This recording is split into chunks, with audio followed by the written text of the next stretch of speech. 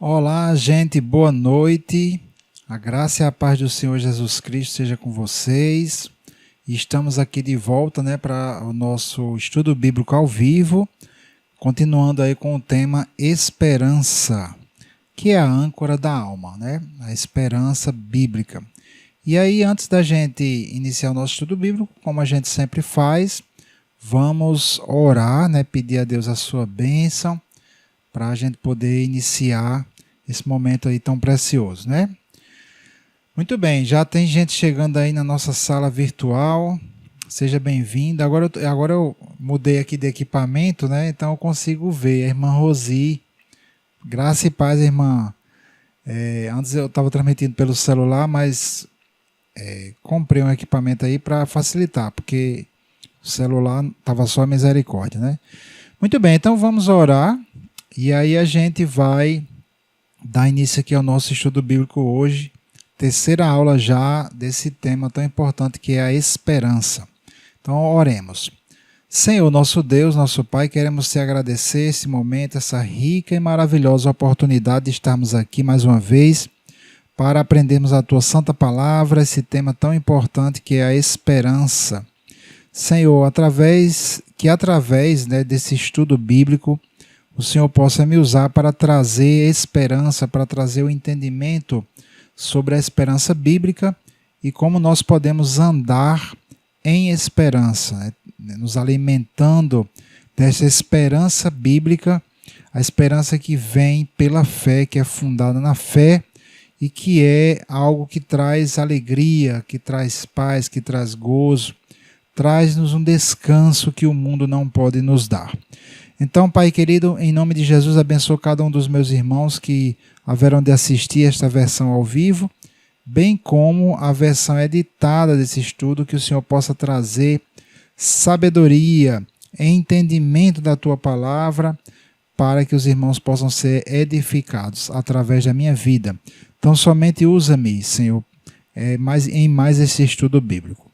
Senhor, e queremos também apresentar a Ti, como temos feito em toda terça-feira, o nosso país.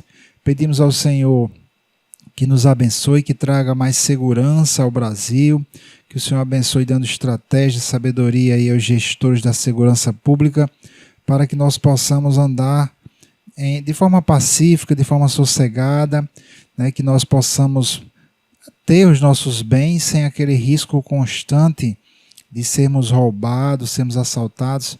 Pedimos segurança, pedimos que o Senhor bloqueie as leis malignas que os homens malignos querem criar, que querem trazer distorção à família, distorção à economia brasileira. Que o Senhor abençoe a economia brasileira, dê sabedoria aí aos gestores da economia, de forma a trazer bênção, e prosperidade. Abençoa o nosso país, o Brasil, trazendo prosperidade, trazendo bênção para as nossas vidas. Em nome do Senhor Jesus, nós entregamos a Ti, o nosso país, pedindo que o Senhor intervenha cada vez mais, trazendo a Tua palavra, que o Teu Evangelho domine sobre o Brasil. Em nome de Jesus nós pedimos e Te louvamos e Te agradecemos. Amém, querido? Então, nós estamos aqui na nossa terceira aula sobre o tema esperança. A Bíblia chama a esperança da âncora da alma. Nós vimos isso aí. Ela é uma âncora que penetra até o véu. Está lá escrito no livro de Hebreus, no capítulo 6. Nós vamos ali abrir essa referência, Hebreus 6. Deixa eu abrir aqui. Eu acho que está no final no final, do capítulo 6 de Hebreus. Vamos ler a partir do versículo 18, porque é o tema, é a base de todo o nosso estudo. Diz assim: para que por duas coisas imutáveis, nas quais é impossível que Deus minta, tenhamos a firme consolação, nós os que pomos o nosso refúgio em reter a esperança proposta, a qual temos como âncora da alma, segura e firme, e que penetra até o interior do véu. Muito bem, gente. Então a esperança bíblica, ela não é como a esperança do mundo, ela é segura e firme. E é interessante nós vemos aqui que Deus ele propõe para nós uma esperança. A nossa salvação ela é feita em esperança, ou seja, você é chamado por Deus para ter esta expectativa, para expectar, para ter esperança, para esperar alguma coisa. A nossa salvação, amados, ela não está completa, ela foi feita já aos olhos de Deus de forma completa. Claro, Deus já nos vê perfeitos, ele já nos vê salvos. Contudo, a nossa salvação ela é desenvolvida em ela foi desenvolvida, né? Foi criada para ser feita em 3 etapas. A primeira etapa é a salvação do espírito humano. Quando nós nos convertemos a Cristo, ocorre um milagre do novo nascimento, que Jesus falou lá no Evangelho de João, no capítulo 3, falando ali para Nicodemos, ele disse, Nicodemos, importa que você nasça de novo. E Jesus não estava se referindo ali ao nascimento físico, mas ao nascimento espiritual. Né? Jesus falou para Nicodemos que aquele que nasce da carne é carne, aquele que nasce do espírito é espírito. Então, quando a gente aceita Jesus como nosso Senhor e Salvador, quando nós cremos no Evangelho de Jesus Cristo, ocorre uma transformação instantânea no nível do espírito. Em espírito, somos transformados em novas criaturas, né? Conforme está escrito lá em 2 Coríntios 5,17. Nós nos tornamos novas criaturas em espírito. Porém, a nossa alma, né, que é o nosso intelecto, e o nosso corpo, eles não são modificados nesse momento onde você aceita o Senhor Jesus Cristo como seu Salvador. E aí, meus amados, é necessário uma transformação diária da nossa mentalidade, é o que a Bíblia chama de metânia, né? Que algumas pessoas chamam metanoia, que é exatamente a transformação do entendimento. É traduzida essa palavra metânia, ou metanoia, como alguns chamam, é traduzido como arrependimento, mas o arrependimento bíblico, amados, ele é uma mudança de mentalidade, certo? É isso que significa a palavra metânia, ou como alguns pronunciam, metanoia, certo? É uma mudança de mentalidade. É a partir deste momento que você se converte ao Senhor Jesus Cristo, através da renovação do seu entendimento, você irá gradativamente mudar a forma de enxergar a vida. Nós viemos do mundo e no mundo não existe uma esperança concreta. A esperança é sempre uma expectativa de algo que pode ou não acontecer. Então a gente vem com esse entendimento do mundo e quando nós lemos na Bíblia esse termo esperança, que é o grego elpis, nós entendemos, né? A gente lê as coisas da Bíblia, a gente vai entender como a gente entendia antes. Então é natural você ler o termo esperança e você achar que a esperança bíblica também é uma coisa que pode acontecer ou não.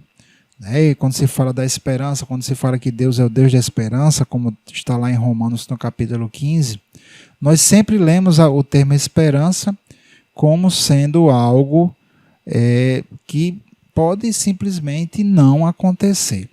Contudo, né, o escritor aos Hebreus, e é exatamente isso que eu tenho procurado trabalhar nesse estudo, é mostrar a você que a esperança bíblica, quando Deus nos comunica a esperança, Ele não está nos comunicando uma esperança conforme a esperança que conhecíamos no mundo. Deus está comunicando para nós uma esperança que é fundamentada em algo que não muda, conforme nós vimos na lição passada, né? A integridade da palavra de Deus. Deus ele não pode mudar, Deus ele não pode mentir, é impossível que Deus minta, e é exatamente o que nós vemos aqui no livro de Hebreus. Então, esta esperança que vem pela palavra, ela não é uma esperança duvidosa, ela é algo certo, ela é algo baseado em algo extremamente concreto e imutável, que é a palavra do nosso Deus. Jesus chegou a dizer algo que é tremendo e que, se a gente parar para pensar sobre isso, a gente vai desenvolver dentro de nós uma tranquilidade muito grande com relação ao nosso futuro, né? Jesus disse: os céus e a terra passarão, mas as minhas palavras não vão passar. Veja só, aquele carro que você comprou, ele vai envelhecer e ele vai passar. Aquela roupa que a pessoa gastou tanto dinheiro, ela vai envelhecer, ela um dia vai passar. Algumas roupas duram muito tempo, né? Eu me surpreendi um dia desse com uma camisa que eu continuo usando até hoje, e eu estava vendo uma foto com os meus filhos, né? Uma foto bem antiga, e eu vi aquela camisa, eu disse, uma camisa daquela está com bem uns 14 anos, e nem foi uma camisa assim tão cara. Eu disse, puxa, né? É uma coisa surpreendente, você tem uma roupa que já tem 14 anos, você usa constantemente, e ela ainda continua com as cores vívidas, enfim, foi um achado, né, esta camisa. Se eu pudesse voltar no tempo, eu ia comprar mais.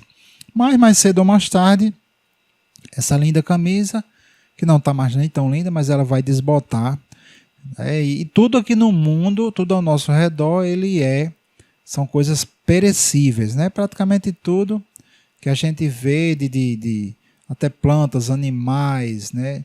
Pessoas vão passando. Então a nossa mente já está acostumada a coisas passageiras, a coisas temporais, e a gente muitas vezes acaba lendo, né, na Bíblia e interpretando conforme esse entendimento.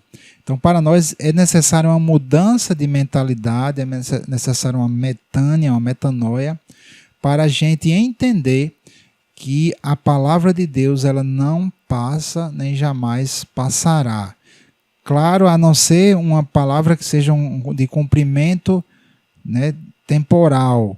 Né? De repente você recebeu alguma palavra, alguma profecia de que Deus colocou no seu coração, alguma palavra que de alguma promessa, né, temporal que se cumpre. Mas a palavra de Deus, né, ela tem validade eterna, ela não perde a validade. A palavra de Deus ela não desbota, ela não envelhece, né? Os céus e a terra passarão, mas a palavra de Deus ela jamais passará.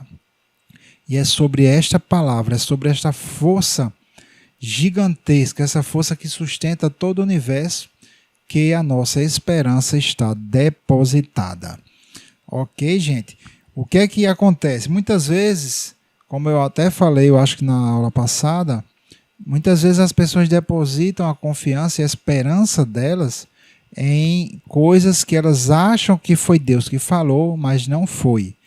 Eu até citei o caso de um irmão que eu conheço que chegou a se desviar da fé pelo fato de ter recebido uma profecia e aquilo não aconteceu. Ora, se não aconteceu, então é porque não foi Deus quem falou.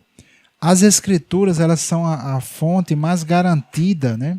Nós precisamos nos embasar nas escrituras para que a gente não se frustre, para que a gente não se decepcione.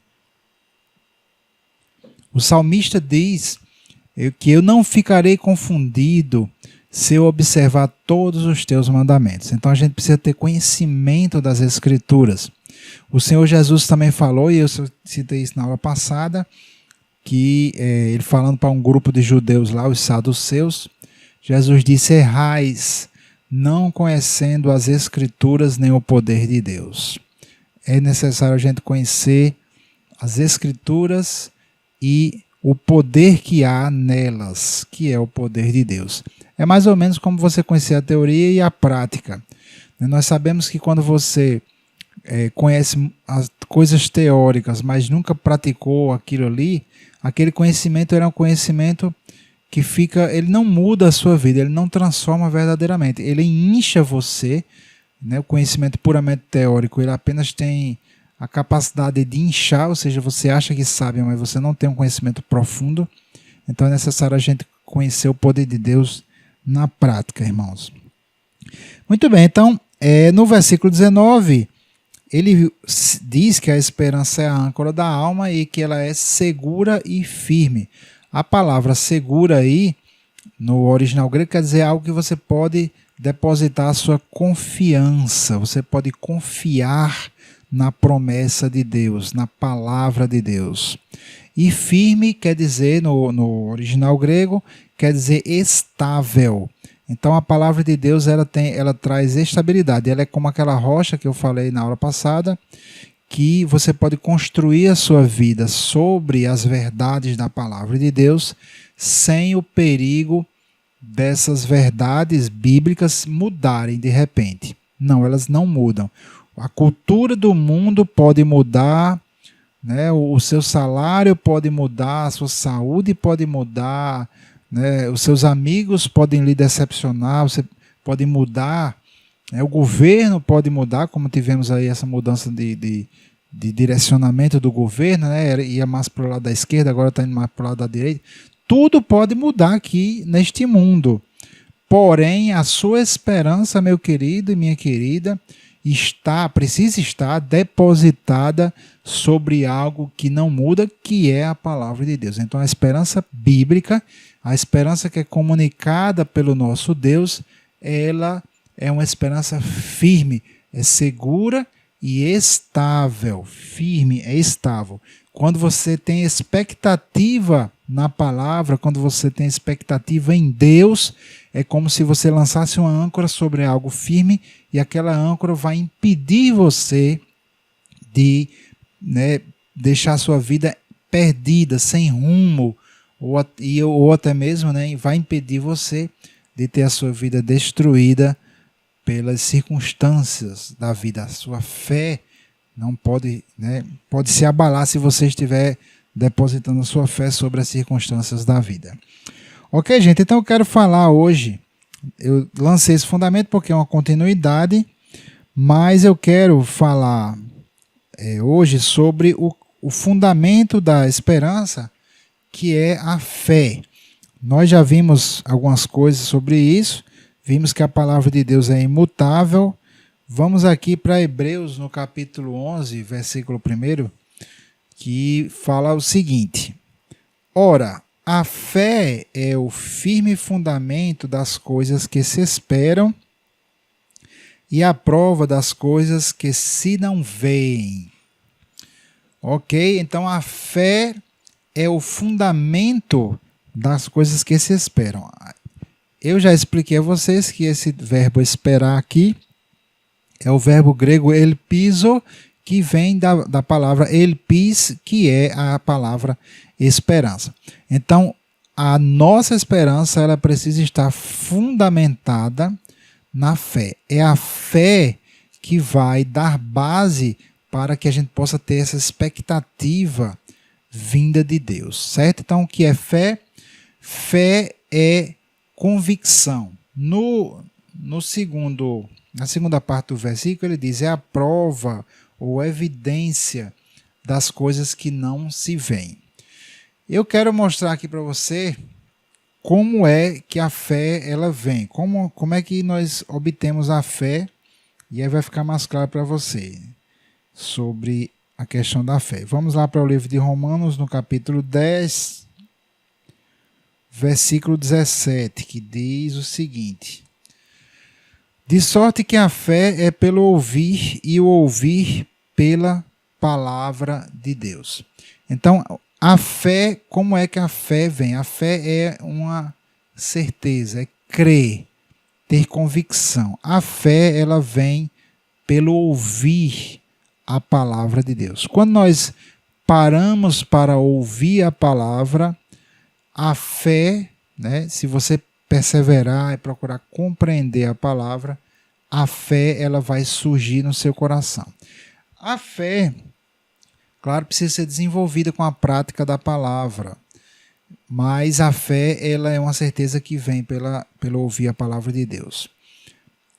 Lá em Marcos capítulo 4, Mateus 13, Lucas 8, se eu não me engano, é onde temos a parábola do semeador. Inclusive tem um estudo completo só sobre a parábola do semeador, que mostra como é que o reino de Deus ele se manifesta aqui na terra.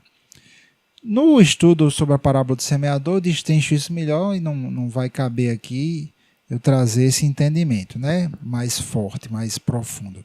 Mas se você tiver interesse, quem não acompanhou o estudo sobre a parábola do semeador, está lá no canal do Ministério Águio, certo? Quando a gente ouve a palavra de Deus, irmãos, Jesus disse que a palavra de Deus ela cai em 4 tipos de solo. O primeiro tipo de solo é o solo à beira do caminho, aquele que a semente da palavra cai e ela é desprezada, ela é pisoteada pelos homens, e vem as aves do céu e comem aquela semente. Quando Jesus explicou o significado dessa parábola, Jesus disse que este tipo de solo são aquelas pessoas que ouvem a palavra, mas não a compreendem. Então, a primeira coisa que nós precisamos fazer para que a fé se desenvolva em nosso coração é compreender a palavra de Deus, compreender as Escrituras. Para isso é necessário você dedicar tempo e dar o devido valor à palavra. Se a pessoa ouve a palavra de Deus de uma forma meio que, vamos dizer assim, desleixada, se ela não valoriza a palavra de Deus, obviamente se ela não valoriza, ela não vai dedicar tempo àquilo ali, né? Nós geralmente, né, nós dedicamos tempo às coisas que a gente dá valor. Então, se você dá valor à palavra de Deus, você vai traduzir isto aí como tempo, né, esforço para compreender a palavra de Deus. Se você chamar pessoas, como já vi isso acontecer, se você chamar pessoas para ir para um culto, para um estudo bíblico, né, geralmente o que acontece é que não há muito interesse das pessoas em irem para o estudo bíblico. Aqui mesmo, né, no canal do Ministério Águios, os vídeos que têm menos acesso são exatamente esses estudos bíblicos. Eu continuo a ministrar os estudos bíblicos independentemente de ter muita gente assistindo ou não. Porque eu faço isso porque é um chamado de Deus na minha vida. E eu sei que pessoas são alcançadas. Mas não há um interesse muito grande da maioria das pessoas por estudo bíblico. Os cultos de estudos bíblicos nas igrejas geralmente são os que têm menos gente, menos pessoas. Isso apenas mostra que há realmente um desconhecimento, as pessoas não dão o valor que a palavra de Deus precisa ter, certo? Como eu já falei, eu não vou destrinchar muito esse assunto, mas se você for lá em Provérbios capítulo 2, Provérbios capítulo 3, você vai ver que para que você possa crescer em fé, para que você possa, vamos dizer assim, dar fruto na palavra, né, que aí exatamente precisa da fé, você precisa dar valor à palavra. E dar valor à palavra em termos de obras, né? Você precisa dar tempo, meditar na palavra e procurar se esforçar para pôr em prática a palavra. E aí vem o outro tipo de solo, que é o solo pedregoso, que é exatamente aquela pessoa que quando vai tentar pôr em prática a palavra, ela não consegue perseverar. Porque vem as provações, vem as perseguições por causa da palavra. Quando você tenta pôr em prática, por exemplo, a palavra de cura, as promessas de cura, virá perseguição, virão tribulações e perseguições tentando impedir você de pôr em prática aquela palavra. E será necessário perseverar, insistir, né? Pôr diante de você a promessa de Deus, e para que você possa começar a dar fruto. E tudo isso é exatamente o processo de crescimento em fé.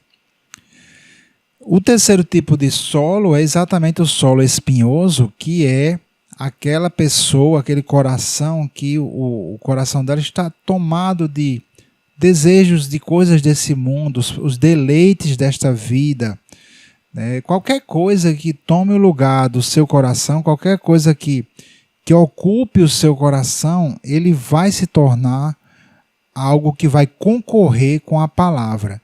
Então a palavra de Deus, As verdades da palavra de Deus precisam estar em primeiro lugar na sua vida. Se não for assim, meus queridos, ela não vai produzir fruto. A questão nunca é com a palavra de Deus, a questão nunca é com Deus, o problema nunca está em Deus e o problema nunca é a palavra de Deus que não funciona. Nós já vimos na aula passada que a palavra de Deus, ela simplesmente criou todo o universo e ela não somente criou, mas ela sustenta todo o universo. Se Deus pudesse falhar, se a palavra de Deus pudesse falhar, todo o universo entraria em colapso e seria destruído. Veja que eu falei que as roupas envelhecem, passam, os carros envelhecem e vão para o museu, vão enferrujando, mas você vê que desde que você nasceu e desde que a gente, né, está aqui neste mundo, a humanidade está no planeta, o Sol continua girando em torno da Terra. Aliás, a Terra continua girando em torno do Sol, né? Mas a gente pensa, a nossa impressão é que o Sol está girando, mas na verdade é a Terra que está girando. A Lua continua girando ao redor da Terra, produzindo as marés e toda a vida, né, no planeta que depende da Lua. Então, o universo, ele continua funcionando e esse universo foi criado pela palavra de Deus. Então, veja que o problema nunca está com Deus, o problema nunca está com a palavra de Deus. O problema sempre está com o nosso coração. Porque é preciso vencer essas etapas de solo à beira do caminho, solo pedregoso, solo espinhoso. E aí sim, quando você coloca em primeiro lugar a palavra, quando você vai cortando as sementes malignas deste mundo, né, o conselho dos ímpios, quando você abandona o caminho dos pecadores, quando você deixa de sentar na roda dos escarnecedores, você, né, vai se tornando um solo frutífero e a fé vai se tornando cada vez mais fortalecida dentro de você. E aí, quanto maior for a sua fé, quanto mais amadurecida, quanto mais frutífera for a sua fé, mais esperança você poderá desfrutar, né? Desfrutar da esperança. Ok, gente? Então, a fé, estamos estudando a fé. Deixa eu observar aqui. Deixa eu abrir aqui meu material. Lá no livro de Gênesis, no capítulo 12, versículo 2, nós vemos a promessa que Deus fez a Abraão, né? Ele diz assim: e far-te-ei uma grande nação, e abençoar-te-ei, e engrandecerei o teu nome, e tu serás uma bênção. Então Deus prometeu a Abraão, que na época ainda era chamado de Abrão, que Deus faria dele uma grande nação. Contudo, Abrão tinha um pequeno problema para ele ser uma grande nação. Ele não tinha nenhum filho. Então, como é que você vai se tornar uma grande nação dos seus descendentes se você nem filho tem, né? Então, Abrão, ele acreditou na palavra de Deus, ele considerou aquilo que Deus falou para com ele, ele entendeu que a palavra de Deus era algo precioso e que aquilo que Deus prometeu, que Deus havia prometido, Deus iria executar. Lá no livro de Romanos, capítulo 4, versículo 21, diz assim: estando certíssimo de que o que ele tinha prometido também era poderoso para o fazer. Então, basicamente, crer em Deus, ter fé, é você estar certíssimo de que aquilo que Deus prometeu, ele também era poderoso para fazer. Certo? E aí, o Abraão, né, que é considerado o pai da fé, ele teve uma atitude muito interessante. Ele acreditou em algo que ele não via, que não tinha possibilidade natural, né, de acontecer, e ele teve fé e é chamado pai da fé. Inclusive, é através da fé que ele foi salvo, ele foi tornado justo pela fé, e esta é a salvação que Jesus veio trazer. Jesus veio trazer a salvação que Deus, né, conferiu a Abraão através da fé. A fé é tão importante que ela é exatamente o canal, né, o veículo através do qual vem a nossa salvação. Se a pessoa não tiver fé na palavra de Deus, ela não poderá ser salva, porque a salvação é mediante a fé. O que é fé o que é a fé do Novo Testamento? Vamos ver aqui Romanos capítulo 4, versículo 17, onde diz assim: como está escrito, eu o constituí pai de muitas nações. Ele é o nosso pai aos olhos de Deus em quem creu, Abraão, né? O Deus que dá vida aos mortos e chama à existência coisas que não existem como se existissem. Certo, amados? Então, o que é a fé? Deus, ele já está no futuro, né? Deus, ele vê já o futuro. Muitas pessoas, ao saber disso, acham que é porque Deus manipula a vontade das pessoas para que ele determine o futuro, se ele já sabe o futuro, porque ele vai manipulando a vontade das pessoas. Como é que pode haver o livre-arbítrio se Deus já sabe o futuro? Ou seja, que para Deus as coisas já aconteceram. Então Deus, ele criou o tempo. O tempo, o espaço são criações de Deus. Deus, ele não manipula a nossa vontade, porém ele já sabe o que é que vai acontecer. Ele já sabe qual será a nossa decisão, mas ele não manipula a nossa vontade. Por exemplo, lá no caso do assassinato de Caim, onde o irmão matou outro, né? Caim matou Abel, lá em Gênesis capítulo 4. Deus chegou para Caim e advertiu Caim que ele deveria dominar sobre o pecado. Deus tentou impedir, convencendo Caim a agir como uma pessoa justa. Só que Deus já sabia que Caim mataria Abel. Mas não foi Deus que levou Caim a matar Abel. Deus apenas está fora do tempo, então ele sabe as coisas previamente. Por isso é que a Bíblia diz aqui no livro de Romanos, que a gente leu, que Deus chama à existência coisas que ainda não existem, como se já existissem. Então Deus, quando falou para Abraão, Deus disse: eu te constituí pai de uma grande nação. Porque Deus já via Abraão como sendo pai de Israel, da nação de Israel, e pai de todos nós que cremos em Jesus Cristo. Então, amados, Deus, ele chama à existência as coisas como se já tivesse acontecido, porque para Deus aquilo já aconteceu. E a nossa fé, ela vai enxergar as coisas com os mesmos olhos de Deus. Nós vamos enxergar aquela coisa que Deus prometeu como sendo algo já feito, certo? Eu vou dar um exemplo aqui em Efésios, no capítulo 1, versículo 3. O apóstolo Paulo diz: bendito Deus e Pai de nosso Senhor e Salvador Jesus Cristo, o qual nos abençoou com toda sorte de bênçãos espirituais nos lugares celestiais em Cristo. Em Cristo, Deus já nos abençoou. Veja, isso é algo que está no verbo, o verbo está no tempo passado. Você já foi abençoado e abençoada com todo tipo de bênçãos. Contudo, se você pegar muitos cristãos, você pode imaginar, poxa, eu já fui abençoado, mas por que o irmão fulano não anda nessa bênção, né? Porque se Deus já me curou, por exemplo, eu fui abençoado com a bênção de cura, por que eu não estou conseguindo desfrutar dessa bênção? Então, primeiramente, você tem que entender, incorporar no seu coração o entendimento, né, a convicção, a fé de que a cura não é algo que Deus vai fazer, a cura é algo que Deus já fez. É necessário você crer que Deus já deu, já fez, Ele já preparou, e você começar a se enxergar já na bênção que Deus já te deu, certo? Então a fé é você enxergar com os olhos de Deus, enxergar a coisa como sendo já cumprida na sua vida.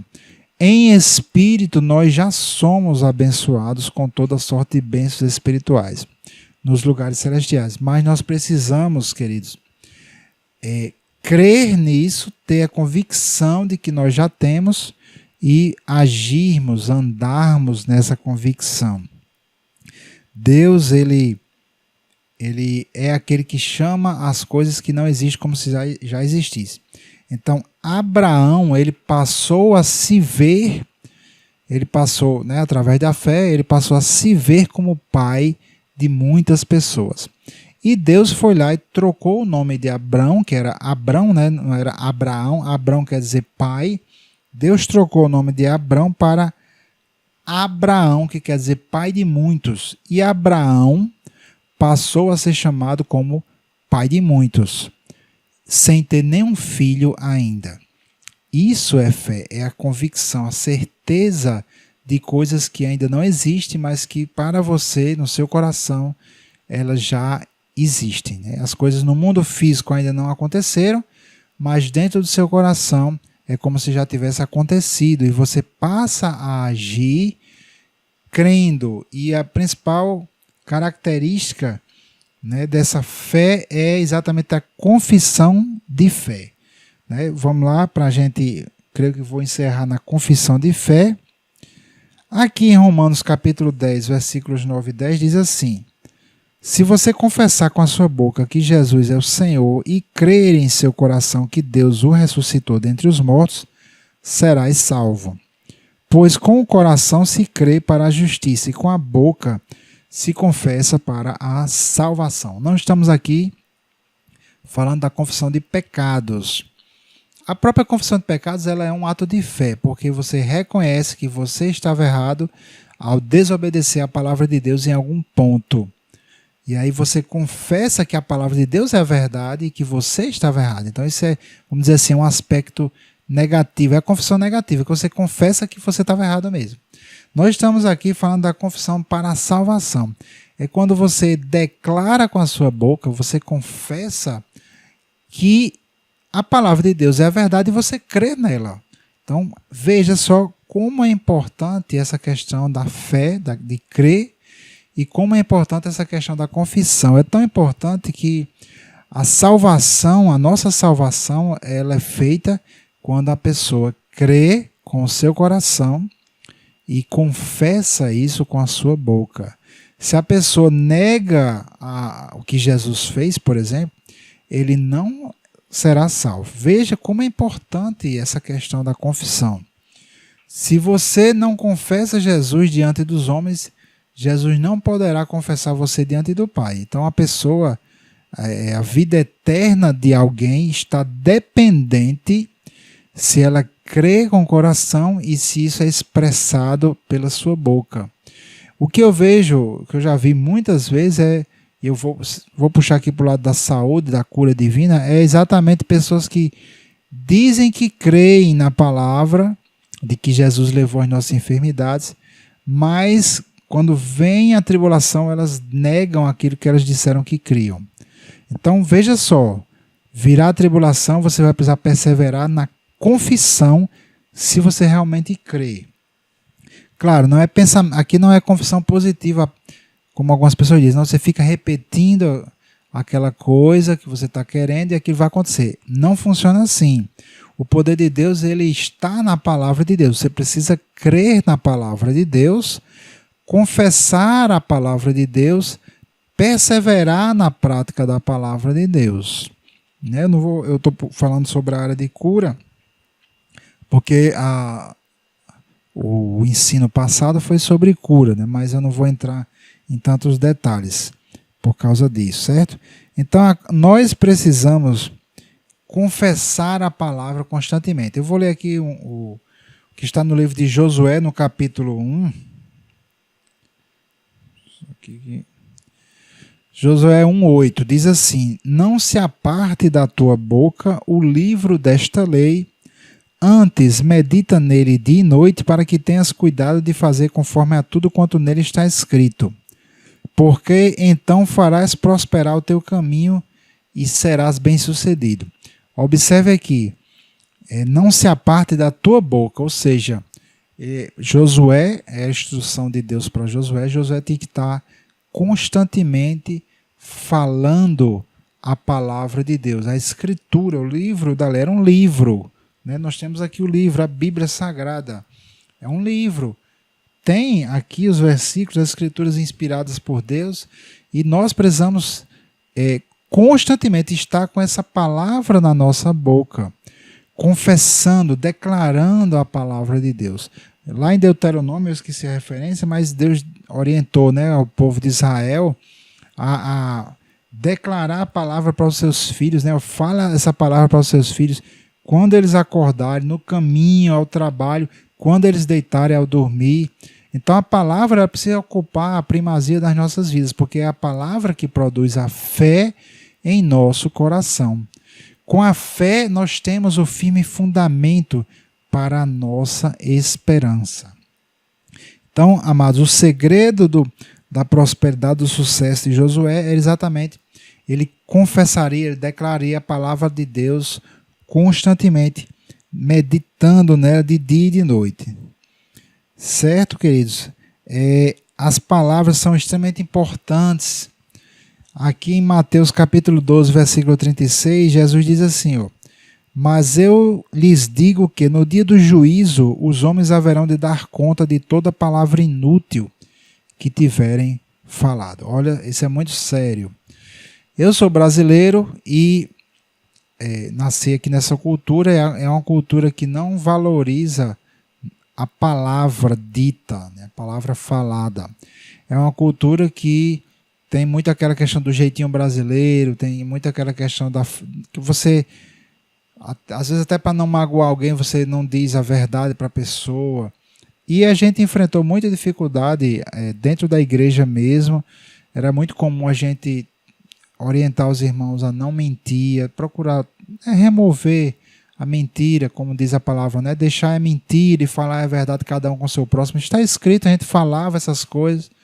Mesmo assim, era muito comum a gente ter que lidar com irmãos que estavam mentindo. Às vezes chegava alguém para visitar um irmão doente. Eu me lembro um caso específico aqui. E a pessoa lá disse, não, ele não está no hospital. E as pessoas até ficaram magoadas, porque sabiam que o irmão estava lá, mas a pessoa não queria receber a visita e dizia mentiras. E foram vários casos. Eu já vejo aqui, é comum. Então, são palavras vãs. Nós, discípulos de Jesus Cristo, precisamos ter um compromisso forte com a verdade, porque Jesus Cristo, ele é o caminho, a verdade e a vida. Quando nos afastamos da verdade, quando nós deixamos a mentira entrar no nosso coração, isso danifica muito a nossa fé. Por quê? Porque Deus, ele não é homem para que minta. Então, mentira é coisa do diabo, que ele é o pai da mentira, e coisa de homem. Homem mente. Mas Deus não mente. Então, quando nós mentimos, nós acabamos danificando a nossa fé, porque inconscientemente a gente acaba duvidando da palavra de Deus, achando que Deus é igual a gente, né? Mentiroso. Deus não é mentiroso. O pai da mentira é Satanás. Então, gente, nós precisamos confessar a palavra, que é a verdade, fortalecendo a nossa fé, porque a fé, ela é o firme fundamento da nossa esperança. Sem fé, você não vai conseguir andar em esperança. Portanto, é necessário se fortalecer na palavra, se fortalecer na fé, para que você possa ter uma vida de esperança. E qual a vantagem da vida de esperança? Nós já vimos, ela traz firmeza, traz estabilidade, traz alegria. Eu ainda vou tratar um pouco mais sobre as vantagens de você viver uma vida de esperança bíblica. Então, muito bem, terminei aqui bem certinho. Aqui no meu relógio, 8h40, porque aqui no Nordeste do Brasil nós não estamos no horário de verão. Para quem está no horário de verão, provavelmente aí 9h40, ou para quem está assistindo de outros países, que também temos, né, diversas pessoas que seguem a página, que são de outros países de língua portuguesa. Então, querido, muito obrigado porque você assistiu esse vídeo. Espero que Deus tenha falado ao seu coração, trazido um ensinamento maravilhoso aí sobre a esperança, hoje focando na fé, que é o firme fundamento da esperança. Ok? Então, Deus abençoe aí a todos. Que a graça do nosso Senhor e Salvador Jesus Cristo seja com vocês. E quem tiver alguma dúvida, quiser, pode comentar. Deus esteja com todos, amados. Então, fiquem firmes na esperança do Senhor.